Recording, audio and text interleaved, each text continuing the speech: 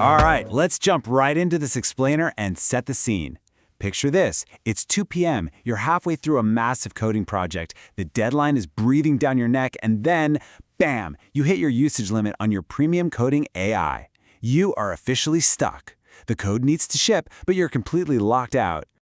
And what makes this so painful is the staggering monthly cost of these top-tier plans. If you're running Codex Pro or Claude's Max plan, you're already dropping around $200 a month. When you hit those limits, your only choice is usually falling back on API pricing just to finish your afternoon's work, which, as we all know, eats into your budget incredibly fast. But contrast that massive bill with ZAI's GLM 5.3 coding plan, which starts at just $18 a month. Now here is the absolute game changer, the thing most people completely miss. This cheaper model can efficiently run right inside the expensive tools you already use and love. So it really begs the question, can we unbundle our AI workflow? Can we hand off all that tedious heavy lifting to an $18 model to save massive API costs without sacrificing work quality or having to learn a completely new software environment? Well, the short answer is absolutely yes. And today we're going to break down exactly how you pull this off.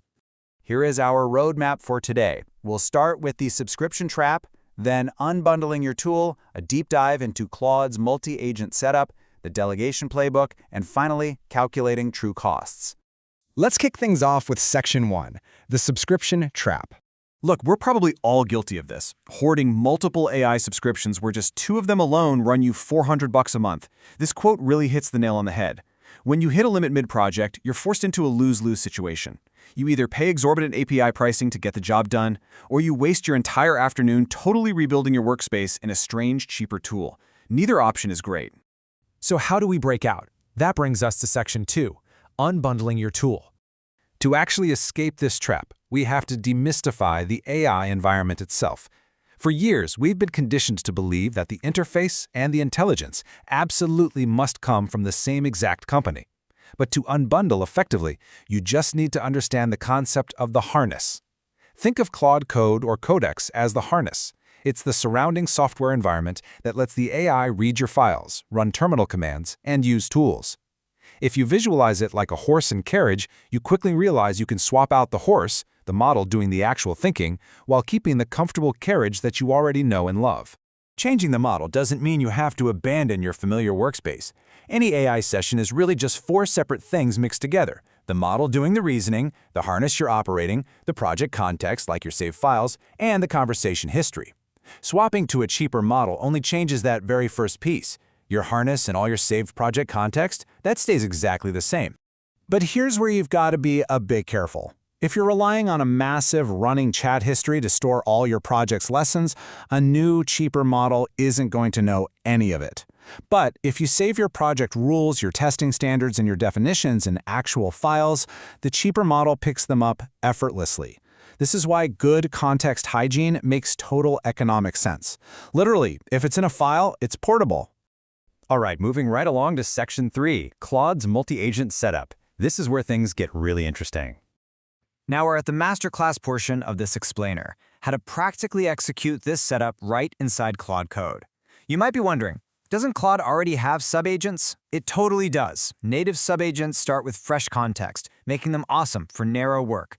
Then you have forked subagents, which share the parent's full chat history. But there's a huge catch here. Native forked subagents force you to use the exact same expensive Anthropic model. Because of that limitation, we need a brilliant tactical workaround to actually sneak our $18 worker into the mix. And here is that exact tactical workaround, step by step. Instead of relying on a native Claude fork, you're going to run 2 completely separate sessions. Step 1, your ordinary Claude session runs as the lead. Step 2, you write a quick 6-line handoff file. Step 3, launch a separate GLM session as the worker. And here's the pro tip that makes this whole thing sing. You put that GLM worker in a Git work tree, essentially a separate physical copy of your repository. This prevents both agents from overwriting the exact same files and crashing your project. Finally, the worker returns the files and your Anthropic lead reviews the code. You get the Claude tool you love, but you drastically cut your token costs. Which brings us seamlessly to Section 4, the delegation playbook. So once you have that worker configured alongside your lead, you can't just toss everything at the cheaper model and hope for the best. you need a strategy. Remember that 6-line handoff file we just mentioned? That's your secret sauce. Before handing a job over to your $18 worker, you write down these 6 things: the goal, the current state of the code, the relevant files to look at, the constraints, a strict definition of done, and the specific checks or tests to run. This gives it just enough bounded context to get going immediately without dumping an expensive, massive conversation history on its plate. You have to act like a manager here and use your judgment to assign the right tasks. Say you're a startup founder and you need to update 38 API calls to a new field name across 2 folders. That is a perfect job for the $18 worker. Clear target, strict tests. But what if you have an intermittent, complex authentication failure with weird hidden states? No way. Save that for your $200 lead. Keep the main, vague investigations with the strongest model you trust and farm out the bounded, well-tested tasks to the cheaper worker. Finally, let's wrap things up with Section 5, calculating true costs. Now, before you go ripping up your entire workflow and aggressively swapping models, you have to calculate the fully loaded costs. It's really not as simple as just looking at the monthly sticker price. Remember, if you try to change models mid-conversation inside the same tool, you immediately drop all your old prompt caches. Moving a mature, say 40-turn conversation to a new provider in the final stretch forces that new model to do a massive, fresh read of the entire history. That can actually make a late switch significantly slower and more expensive than you'd expect. The boundary between your models needs to be clean, not some midstream panic switch. I absolutely love this advice from the source material because it really pushes back against our natural hesitation. Don't be under-ambitious with your cheaper model. You should aggressively test the JLM model on your specific codebase. Give it ambitious tasks. Push it to see exactly how complex it can go, and then simply back off once you see it fail.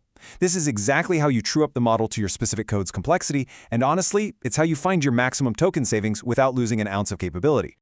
To wrap up this explainer, I want to leave you with this thought. What are you building with your multi-agent setup? Unbundling your AI gives you the ultimate power to choose. Are you going to keep your familiar Claude Code or Codex harness, but let an $18 model tow the carriage for the repetitive stuff? How much API cost are you actually going to save by being strategic here? Think about it, map it out, and let me know what you end up building. Until next time, keep experimenting.